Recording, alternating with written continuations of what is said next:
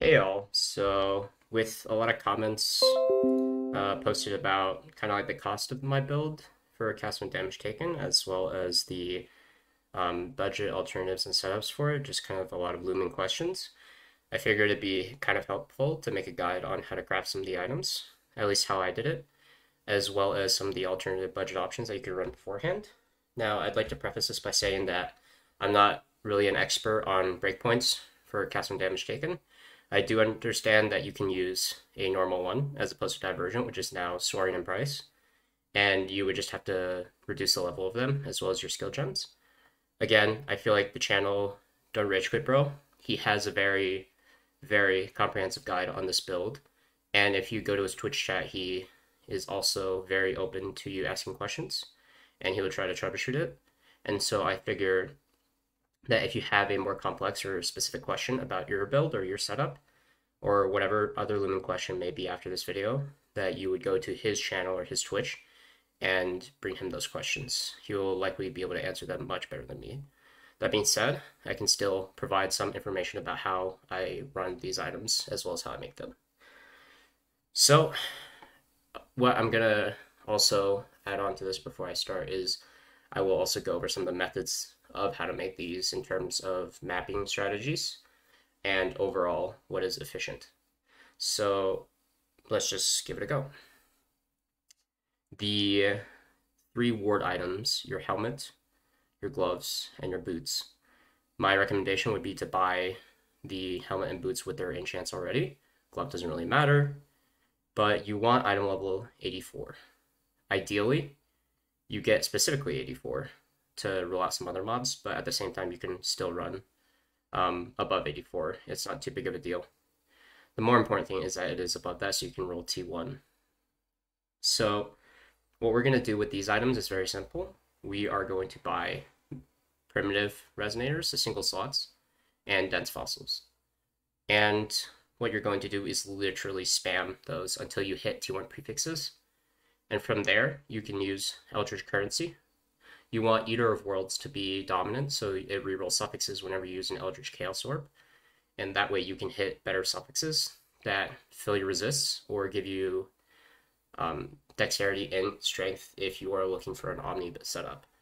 That being said, I feel like the dexterity and strength rolls are going to be pretty rare if you do this method, so all I have to say is good luck with that. You might want to do something else like Fractured or Recombinators, but I think overall this is going to be the best method to making these pieces. Now, my recommendation as well is if you're trying to craft for all three T1 and you don't really care about the price, you can still make your money back by just selling the crafts that end up being pretty okay. And you just price them at a couple of results depending on what the market looks like, and they will likely sell.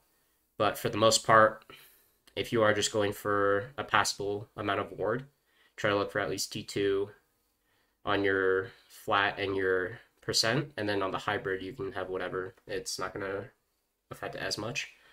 But you definitely are going to need some resists if you aren't running Omni, and you want them on these three pieces. But overall, this is a lot more cost efficient than any other method, in my opinion. If you try Harvest, it can also work. Reforged Defense more likely is your best bet. I wouldn't do single defense. You can use that on something else for just currency crafting. But if you want to use defense more likely, that is an option. It's just not as efficient. But that being said, a lot of these other items will require harvest, so it might not be a bad idea to at least spam a couple if you want to save some money on dense fossils, which are kind of expensive, especially with bulk buying.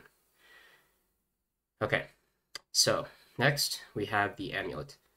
So this guy is, the main stats we're looking at here is +1 all, +1 fire, and T1 crit multi. So how we hit these, we are going to start by using a lot of harvest crafts.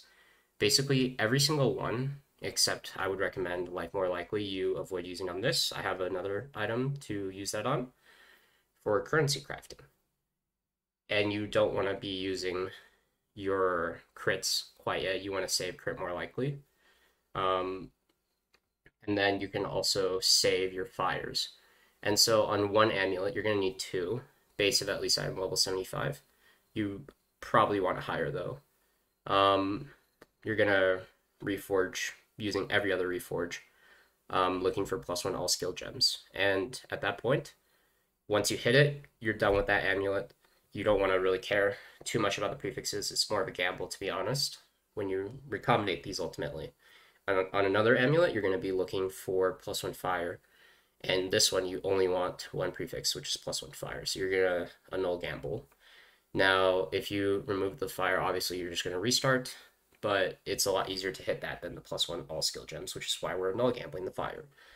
After we hit that, we want to recombinator and hope that we hit both +1s.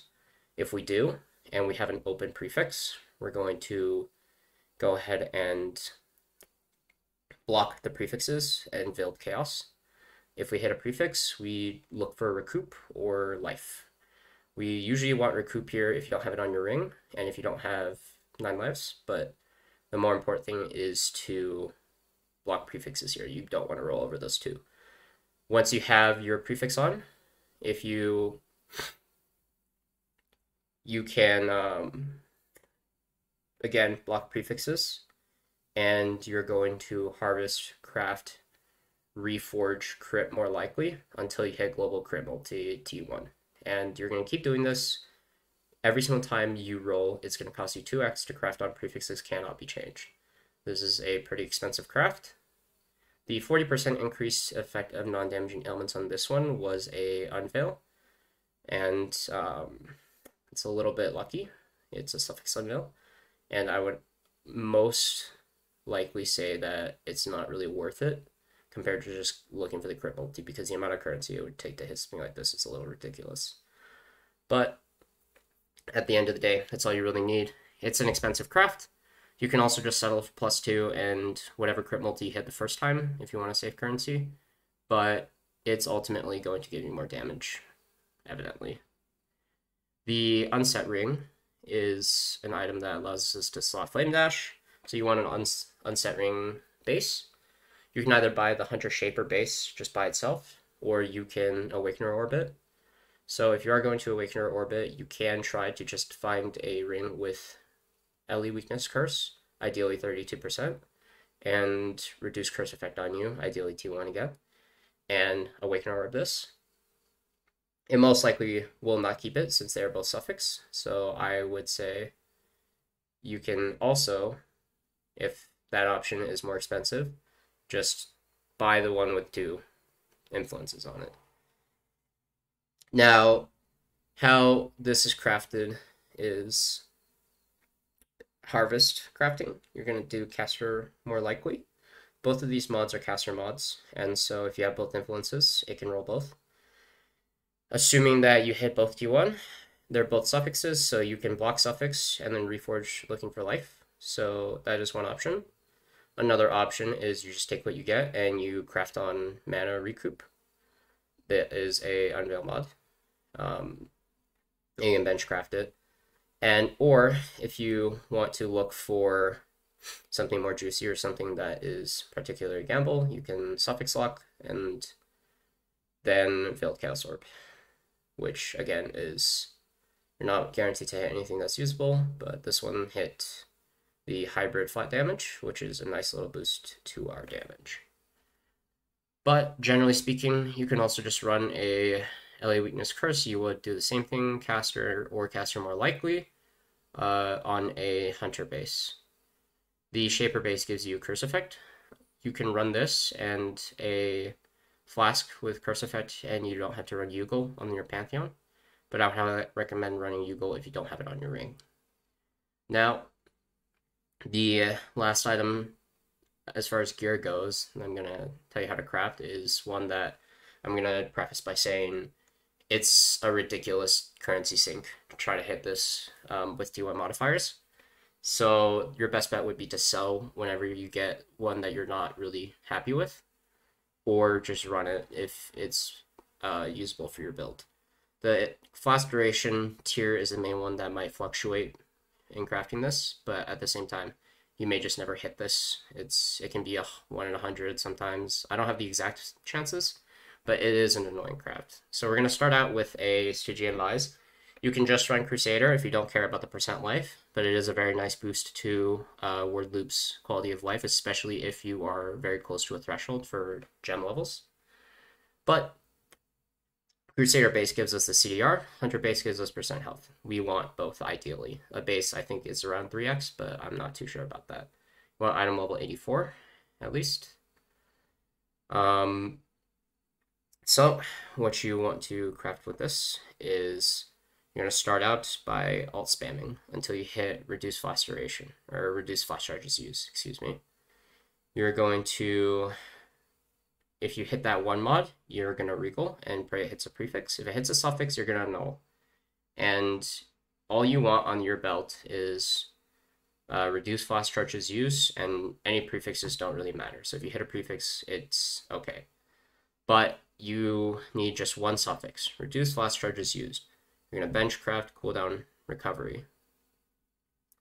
And once you have this, you're going to harvest Reforge more likely and hope that it hits CDR and reduce flash charges used as non-crafted mods. And if this hits with no other suffix modifiers, you can move on to the next step.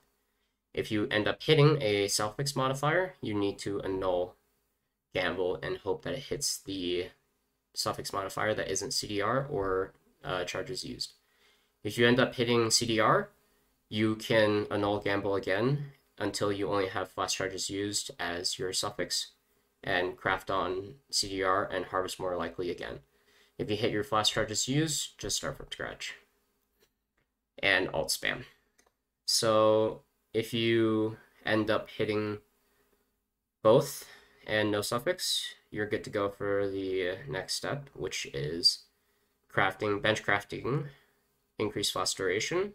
So now that you have all three suffixes, just not the proper tiers, you're going to harvest more likely again and hope it keeps all three with tier 1 CDR.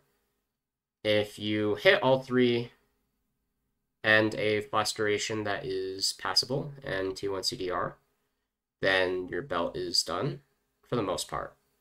Now you're going to block suffixes, suffix cannot be changed, and reforge life, or reforge life more likely. This should give you a flat life, and if you have a hunter influence, then perhaps percent life. I ended up hitting T1 flat life and T2 on the percent life. I spent well over 30x, 40x trying to reroll this, and I was not able to hit T1 double life, which is unfortunate, but it is what it is.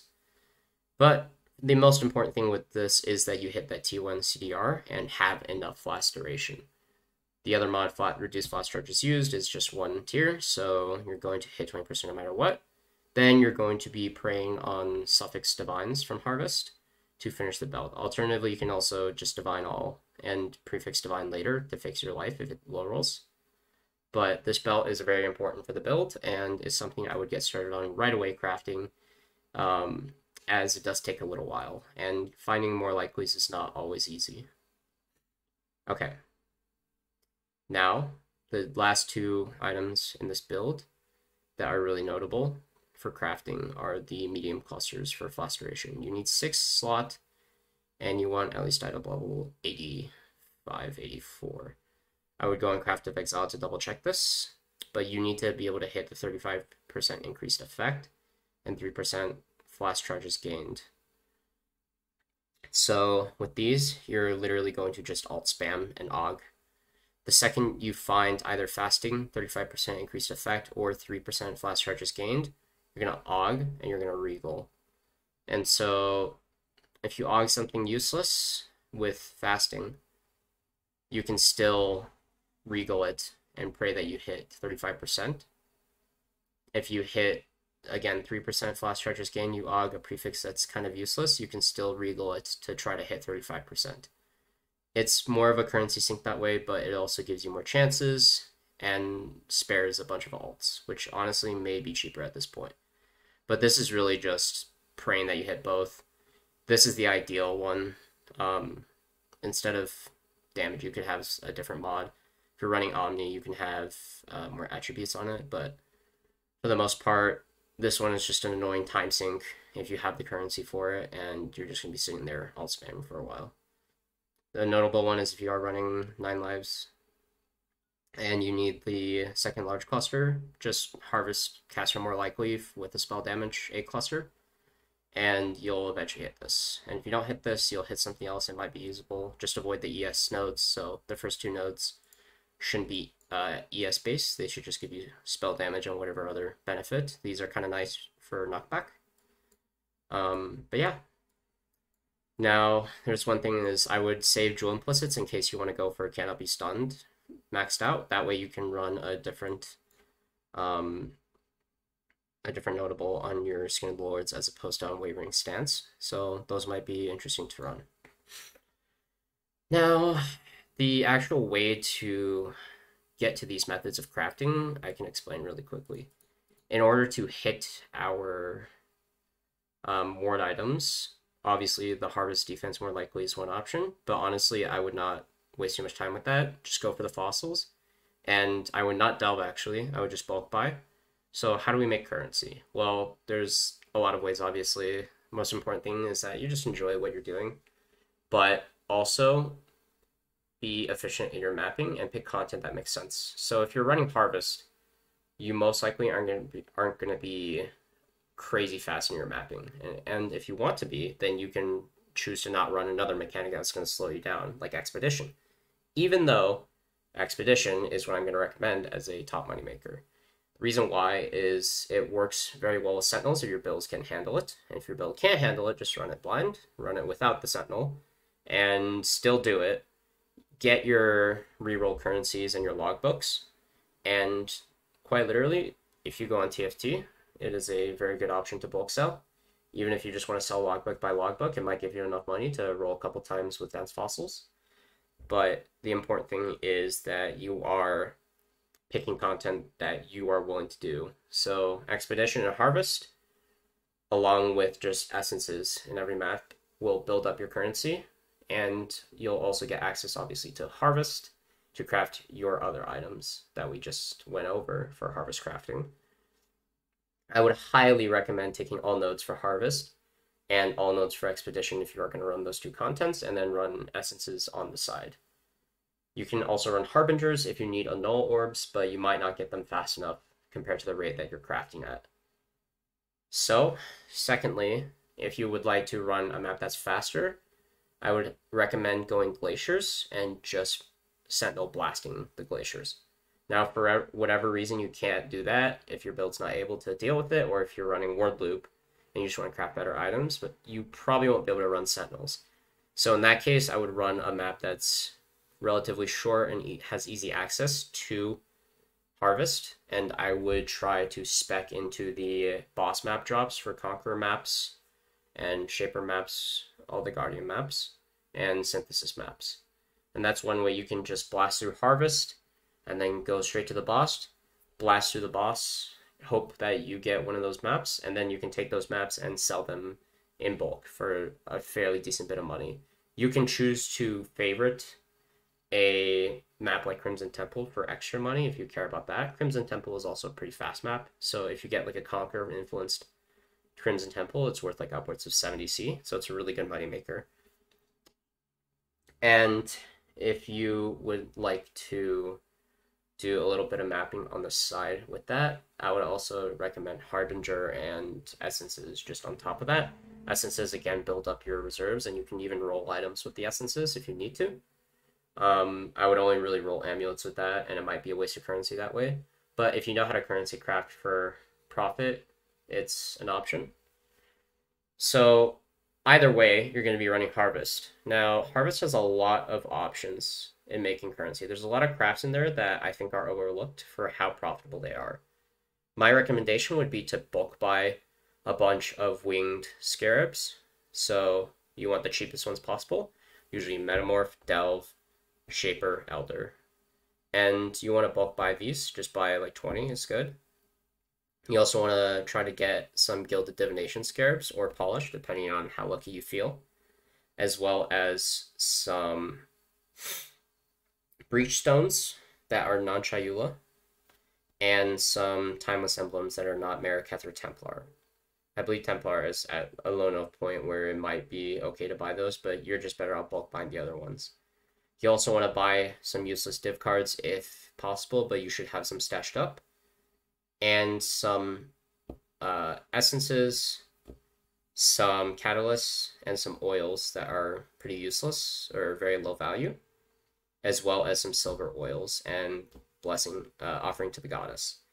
And so there are exchange crafts or augment crafts or upgrade crafts for all of these items. One of them is like reroll delirium orbs. That one I think is a scam. I don't really care about doing that one, and you might not make your money back.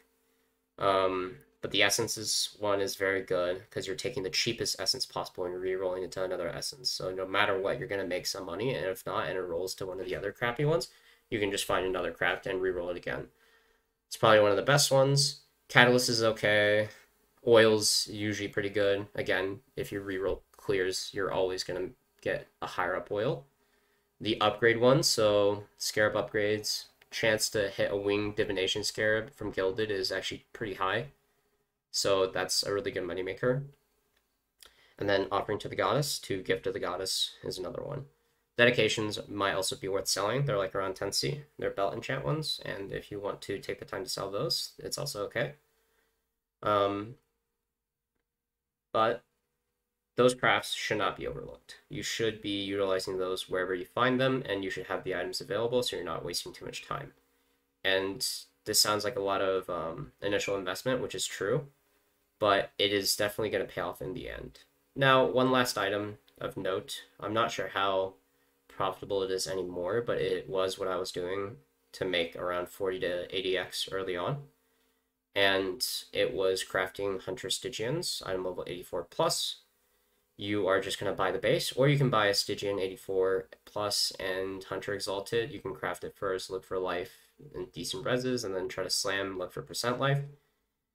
But you're going to be crafting on this with Harvest, life more likely on it, and hoping that you hit life and percent life. Ideally, if you're crafting for this build, you save more likely, so you don't use it on the belt. But it is another option if you feel lucky and you feel like the mods on it are just too good, like triple res or like chaos res and double res or something like that. But overall, that's all I have in terms of crafting for this build. I think the other items you kind of just have to buy. One thing to note, there are some budget alternatives, so you don't have to run Skin of the Lords with Unwavering Stance. If you can get stun immunity on Honored Jewels, this might be cheaper if you're farming this gear on a different build, and you're able to find enough implicits to roll all your jewels with those. But I would look to roll basic jewels, then Abyss and Timeless, and then clusters finally. Clusters are going to be a pain because the Harvest Craft is a lot more rare. You want a Heartbound Loop, you need this. For your Amulet, instead of crafting this, which can be a pain, you can instead go for a very budget option, which is Eternal Struggle. You're going to want one with Pen and Spell Crit, if possible. But you generally want the 15% Cull to be active. So I believe that's Syrian Exarch dominance, but I would double check that to make sure. Eternal Struggle is a very good alternative amulet that will carry you through all the content. So, another thing to note, Forbidden Flame and Forbidden Flesh with 9 lives is currently 70 to 90x, I believe.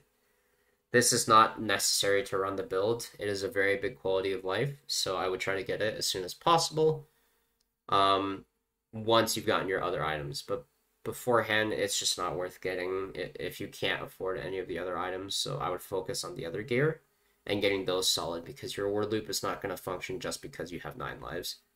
So it's better to get these crafted first. And yeah, that about wraps up this mini guide. If you have any more questions, again, check out Don't Rage Quit Bros channel. I will also try to answer some questions in the comments if I get any. And yeah, bye-bye.